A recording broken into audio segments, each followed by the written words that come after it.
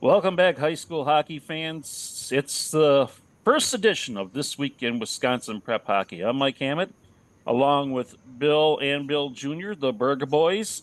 And fellas, got to welcome somebody else here to our staff. We want to welcome Dan Bauer along with for the ride now. How you doing, Dan? Very good. Thank you. Yeah, I'm excited to be a part of it. It's kind of a full circle for me in some ways. I started way back in when I was in college doing a newsletter for high school hockey, and that grew into a newspaper that didn't last too long. So yeah, it's kind of like going back to the beginning again. But yeah, I'm excited to cover the girls' side, and I'm pretty familiar with it, so I think that should be fun. Yeah, yeah. I would No, imagine. no offense to Trasher, but when he retired, we figured, well, he's irreplaceable. We won't even try. And then Dell retired and said, well, Dell's kind of hard, but well, we really do need. It'd be nice to have somebody dedicated to girls hockey. And Dan was willing to step in and take over. We don't have to call him Dell or anything like that, but. Well, you should probably let your hair and beard grow if you want to be like Dell. I can't grow a beard. I keep trying, but I can't get past like about day 7, and I just can't do it.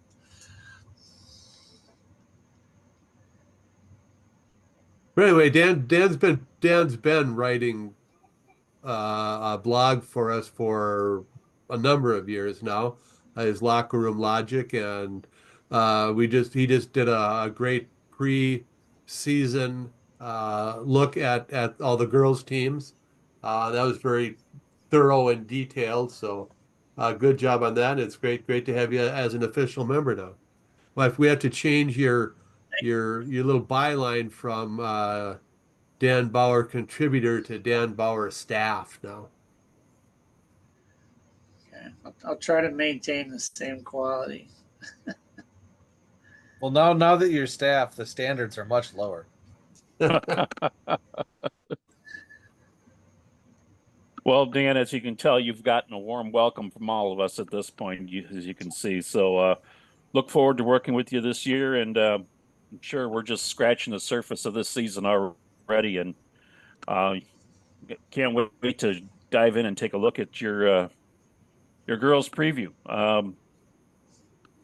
Central Wisconsin Storm, if I remember correctly. I mean, what are we talking, like 8 months back, something like that? Are the defending state champs, and they're always in the mix.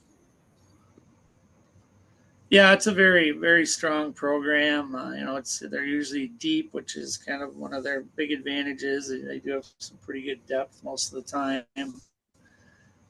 So I think they'll definitely be in the conversation. I mean, they took a big hit losing both of their would have been senior goaltenders for this year. One of them transferring to play for the Chicago Mission, and then Claire Thomas, who's probably one of the best female athletes I've ever seen.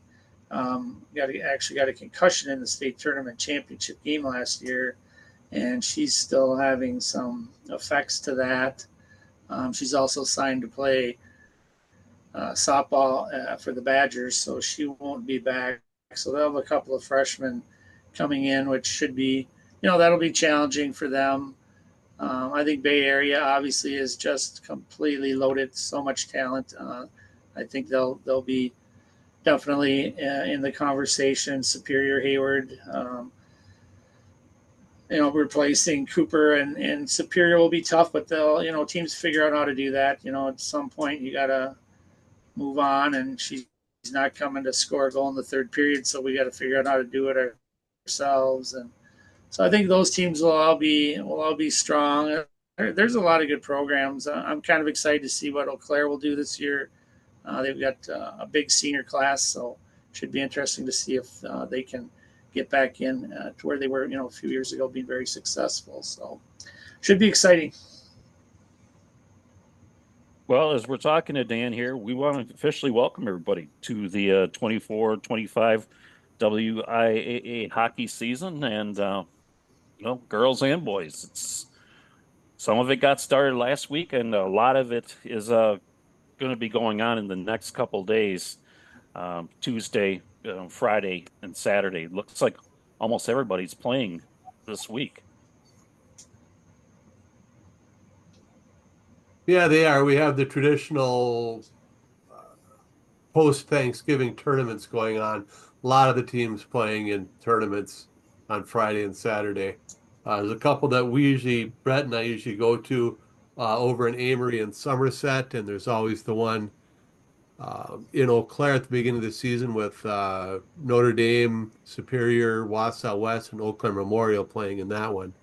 I'll go over and see the game between Superior and Notre Dame as our game of the week. Because for our first week, we're gonna take a look at all of last year's state champions and catch them in action this week. Dan's gonna see the Storm play tomorrow night. I'll go and see Superior or Notre Dame on Friday, and then we'll try to catch Fond du Lac Springs as they'll be in Delafield at the Negawaki rink in Delafield Friday and Saturday. We'll try to catch them on Saturday. Funny thing is Notre Dame played their first game of the season, and they played Manitowoc United, and it's nice to see Manitowoc back in WIAA hockey. We're always happy to see new teams, but boy, what a way to go. Welcome back to the league, and first things first, you get to play the defending state champs. I mean, Yeah, not an easy draw for them. I look back because they'd had a team before, but the 15-16 season was the last that Manitowoc United played in the WIAA. So they came back after a long while. Yeah, Shawano came back a couple years ago, and they didn't. They weren't in a conference right away, so they didn't have to start out with a conference game against the defending state champ. That was kind of a rough introduction. Yeah. So, as we talk and as you mentioned about the state champions, you look at Fond du Lac Springs always seems to be on the run for the last 5-6 years, on the girls' side, the Storm, and you look at D1, you see Notre Dame Academy, they're looking for a three-peat. That hasn't happened in a long, long time. I want to say Superior Go ahead, was the say it. last team to win. I mean, that's a safe bet. I think in 92, 93, 94, they were state They did champions. not win in 93. No, How dare you say that they won in 93? it was Antigo. Oh, We were there. That's right. That's right. Okay. That was my first bad. state tournament experience. I think they won in 91 and 92, and then 94, 95, and 96. So I mean, Antigo broke up. It would have been a string of 6 for them. But anyway, speaking of Fond du Lac Springs, they are no longer going to be the kings of Division Two.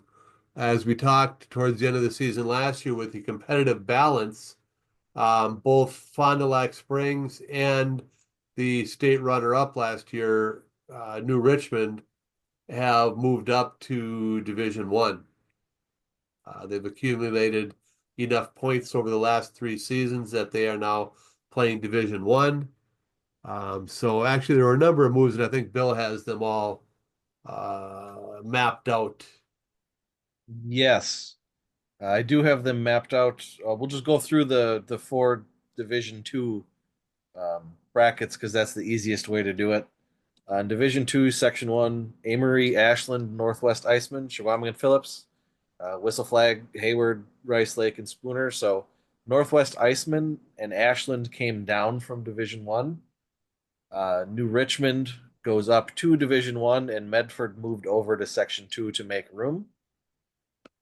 Then in Section 2, Anago, Lakeland, Medford, Mosinee, Northland Pines, Rhinelander, Shawano, and Tomahawk. If that looks familiar, it's still 7 teams from the Great Northern Conference. It's just not the same 7 as last year. Medford came over from Section 1. Shawano came down from Division 1, and then Stevens Point Pacelli Co-op and Wapaka moved over to Section 4 this year. Division 2, Section 3 is the same as it was last year. And then Division 2, Section 4, Wapaka and Pacelli slid in from Section 2, and Springs and Oregon moved up to Section 1. I don't believe Oregon moved up on competitive balance. They moved up because at an enrollment of 1285, they were the largest remaining school in Division 2 when those other teams came down. Right. And the other teams, I know at least for Ashland and Shawano, they each had other teams in their co-op that really weren't supplying a whole lot of hockey players, and they ditched the other teams in their co-op because Ashland by itself is not a big city, and Shawano is not a big city. So by getting rid of their co-ops, they're playing more to the size of their actual school. So those teams moved down because of that. And I think the Northwest Icemen also lost a school or two from their co-op. Yeah, and if you remember when we went two divisions, St. Mary Springs did the same thing. They were a co-op with a bunch of the outlying towns that surround Fond du Lac. And then they shed those schools from the co-op and played Division Two. And then I believe most of those schools have are since joined with regular Fond du Lac, but I'm not entirely certain. Most of them did, but a couple, either Fond du Lac or Oshkosh. Okay. Yeah, Okay, Ashland's well, only got 625 students.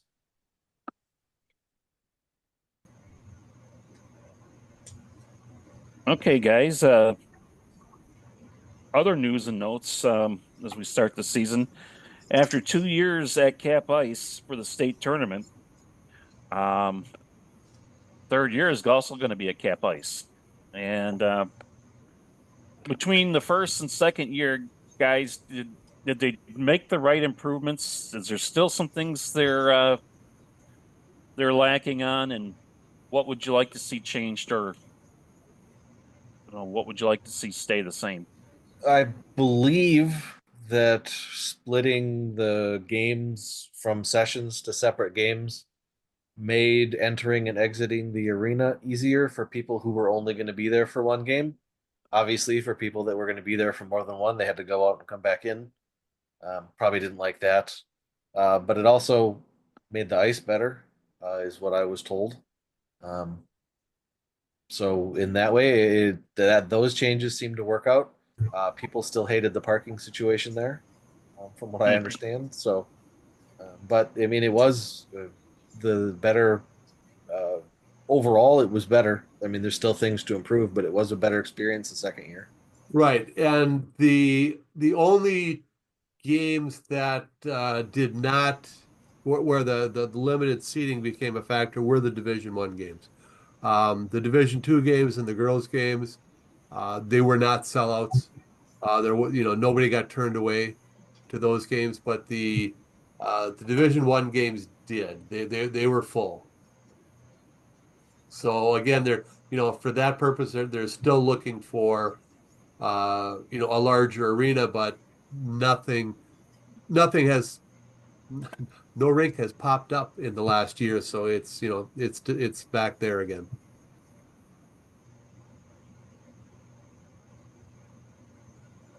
Yeah, I think down the road, probably within 2 years, I think the new rink at Cornerstone is probably going to get a pretty serious look for moving the state tournament there.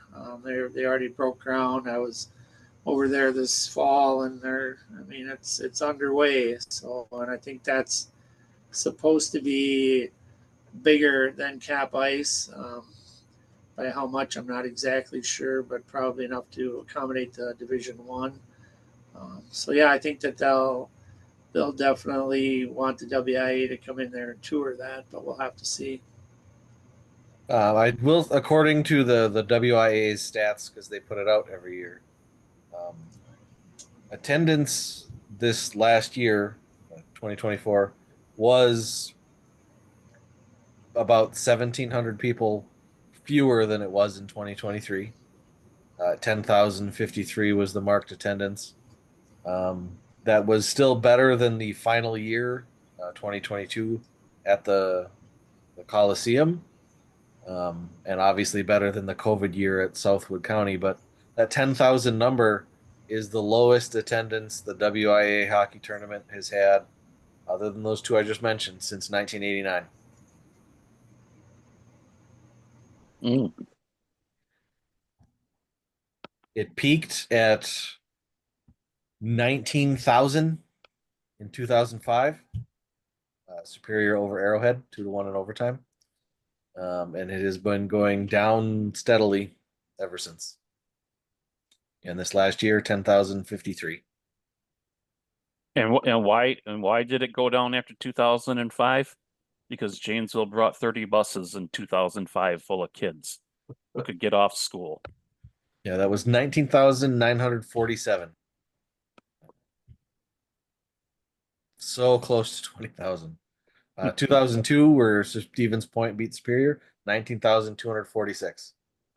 We haven't even seen 15,000 since 2011 when Wausau West beat Middleton. And that was not just the championship game, that's the whole tournament, obviously. But yeah, even 15,000 is now 13 years old. Wow.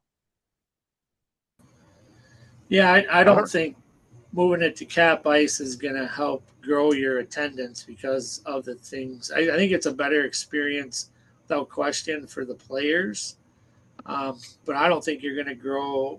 You have the potential, and I think you'll see it probably continue to drop because of the things you talked about, the parking, exiting, having to go out, come back in. Just, people who've been going to the state tournament for the last 20 years are spoiled of going to the Coliseum, sit wherever they want. They complained about it, but they still got to sit and find their own space. And I just think that some people maybe are just, I don't want to fight that crowd and everything to go to that anymore. So I think they need to find a building that's a little bit bigger, but I'm not going to try to predict how the WIA will think. That's probably wise, Dan. Yeah, and like you said, I mean, there needs to be a bigger building, but we've had this discussion many times. We've only identified 4 of them in the state, and 2 of them people don't want to play in, and the other 2 aren't available. So it's not, it's not an easy situation they're in at the moment. No, absolutely not. Yeah, I mean, sat on the committees that looked at those rinks for a decade and trying to find out, where we could go and where we could move to, and all the, we can go here, but we have to change the date, and the WIA, well, we can't change the date, and so yeah, it was a nightmare. There's no question about it, and there is no really great option right now. But I do think Cornerstone might be that place. I really do, and obviously Green Bay, the city, would be an exceptional place to host a state tournament because they have, they're very good at hosting large amounts of people. Wouldn't even be anything close to what they do for a Packer game. But I mean, the city's got plenty there. And it has been played in Green Bay before. It has. 1974 and 1975 were both in Green Bay.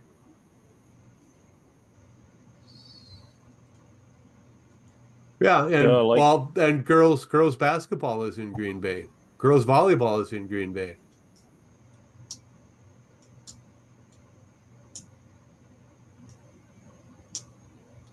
So yeah, it's not unprecedented. no. Are they going to do year by year now for cap ice, or did they get another 2-year deal, or what did they do? I didn't see a press release. I did not see anything either. And generally in the past, I think it's been, I think at the Coliseum they signed much longer than 2-year leases. But I think their last lease at the Coliseum was like 10 years. yeah,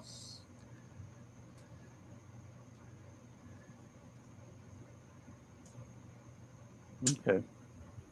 Well, speaking of going back, Tom Shafranski has come back to from the WI to come back to oversee hockey in the WIAA. So Tom is back. Yep, LeVar Ridgway, rearranging of their sports. He's now got boys basketball, and I think he still has swimming and diving in the winter. So Tom's got boys and girls hockey again. What's Something that old he is new again. let's say so he'd been around for a few years, was gone for a few years, and now he's back. And will it be more of the same, or will we after stepping away, did he maybe see a couple things that maybe he'd like to change with it? I guess we'll find out. Yeah, I can't imagine that the people in charge of hockey right now, the coaches committees, are going to be ecstatic about that. But I think they like LeVar. I think they felt like he really listened to them, and like they were able to work on some things with him. But yeah, Tom, his reputation with us is with the boy or with the hockey in general. I mean, I was the president for a long time when he was there, and yeah, it'll be. I mean, hopefully it'll be better. It wasn't good at the end, and it wasn't good in the middle. I'm not sure it was ever really very good, but maybe maybe everyone gets a fresh start. We'll have to wait and see what happens.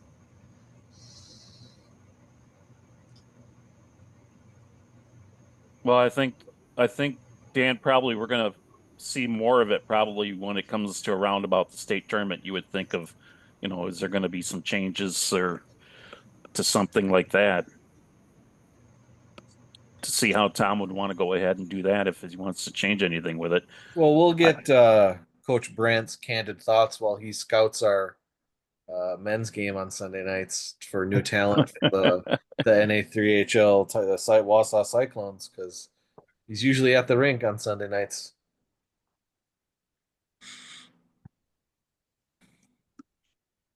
okay, guys. How about our upcoming games of the week we got picked out? Who wants to rattle those off? Tuesday, we have the Central Wisconsin Storm, defending girls state champions, taking on the Wisconsin Valley Union. Friday, Notre Dame will be taking on Superior over in Eau Claire, another defending state champion. And then on Saturday, St. Mary's Springs will be playing somebody. They're in a tournament, but they'll be our third game of the week. We'll be looking at all three defending state champions this week.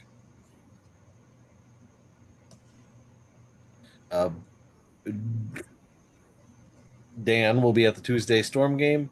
Burglar will be at the Friday Notre Dame game, and I believe MJ will be at the Saturday Springs game.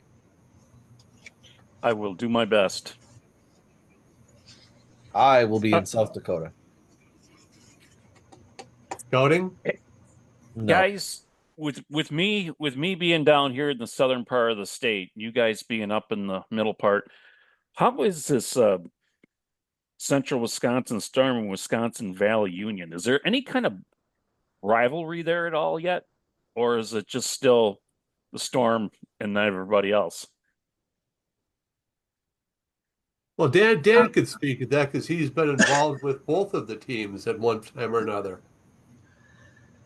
I mean, the Storm obviously is a rival. I think for just about everybody. I mean, they're just one of those teams that's just been highly successful for a long period of time, and everybody wants to beat them, and everyone's going to try to bring their best game. I think the Union, looking at their roster this year, I do think they're going to be really improved.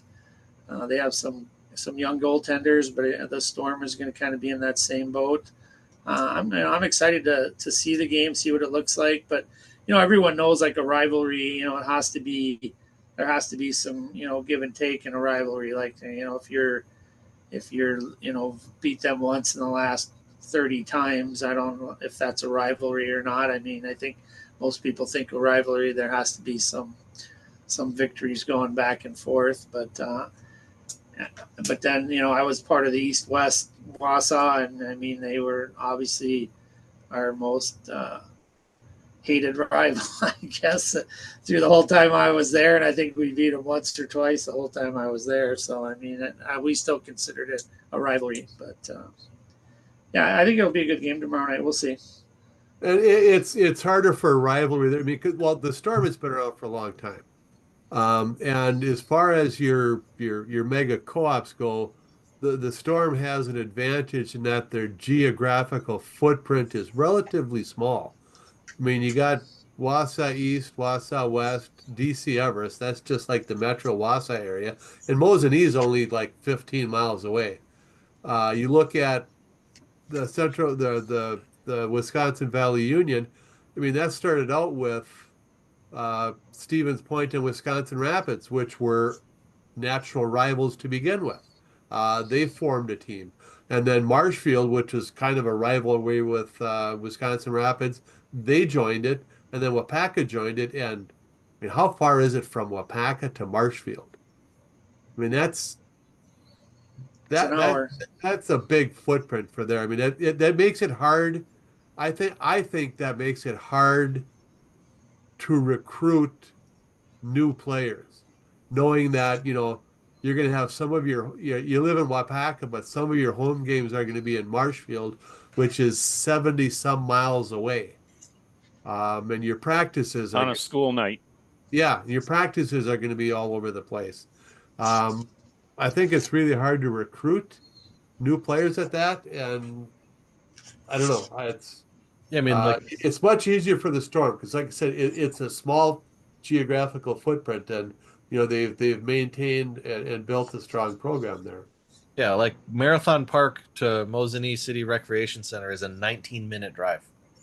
Oh yeah, I had to do it one time because I thought the game was in Mosinee, and it turned out to be at Marathon Park, and I had to rush there, obeying the speed limit all the time. Well, given how early you show up for games, I'm sure you still got there 15 minutes ahead of time. I did.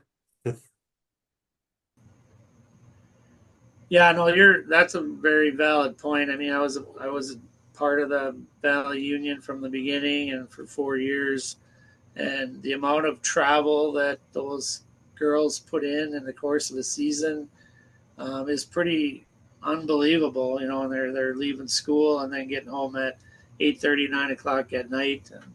And yeah, it's a lot different. I think a lot of people don't appreciate any co-op that has a big geographic footprint where you have some towns that are spread out a little bit. Those kids put in a lot of miles and a lot of extra time that a lot of other programs don't have to deal with. So it is a big commitment.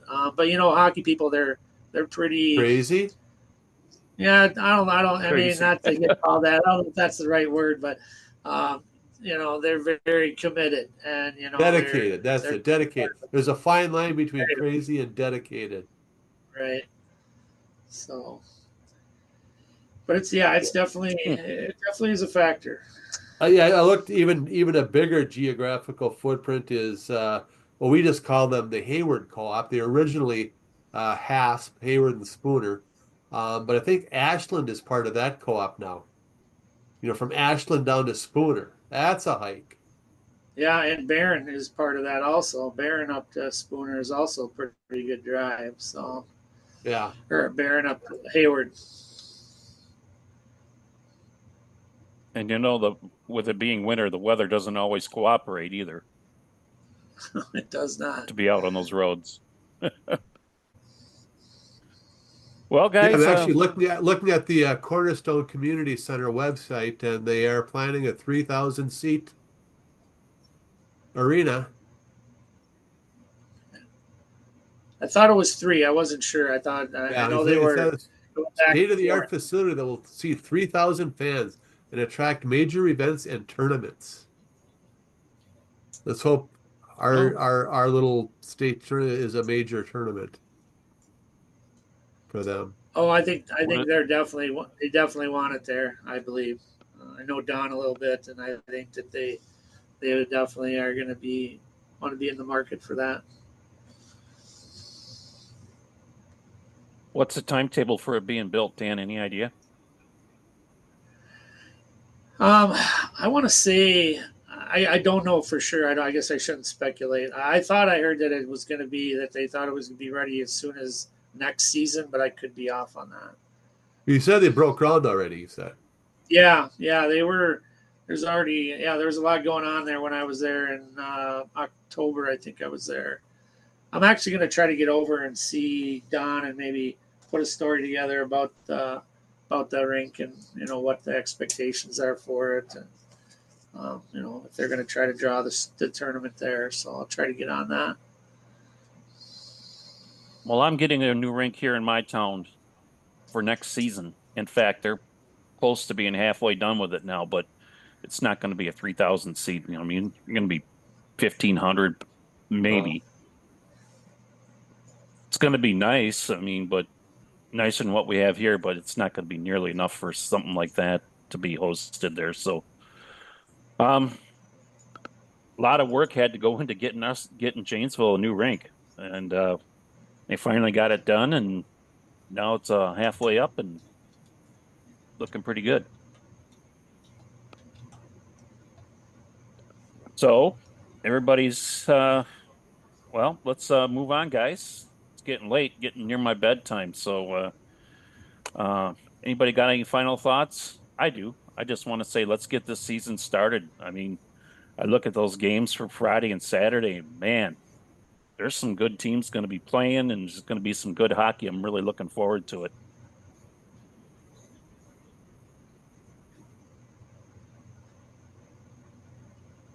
Well, I am too. It's about time to see some games. I took spent a week in Arizona. You guys can see my tan. Um, but yeah, that was a little refreshing time, and now I'm set to get back into hockey. So So when's that Arizona prep hockey site going to go up? I really couldn't find any teams down there. I mean, I was in the southern part of the state, down, Tucson area and stuff, but didn't see a whole lot of ice. A lot of I bet sun. not. Say Arizona does not the AIA, the Arizona Interscholastic Athletic Association, does not sponsor hockey. I know they Those all got AAA traveling teams teams. down there. Yeah, they got travel teams down there. But no, I couldn't see high school grabbing on down there. Dan, anything you want to throw in there? No, I watched a few games on Live Barn over the weekend, so I got a little peek at a few of the teams that are out there that were playing on Friday this past week. But yeah, tomorrow will be the first one live action. So yeah, looking forward to seeing how that one looks tomorrow night. Okay, guys. I think that's all we got. I think that's about all we got to say. Anything else, guys, at all? Or are we done? Take us home, MJ. All right, we're going home. For Bill, Bill Senior, Dan Bauer, I'm Mike Hammett. Next week we'll be right back here talking turkey and talking hockey here on WisconsinPrepHockey.net.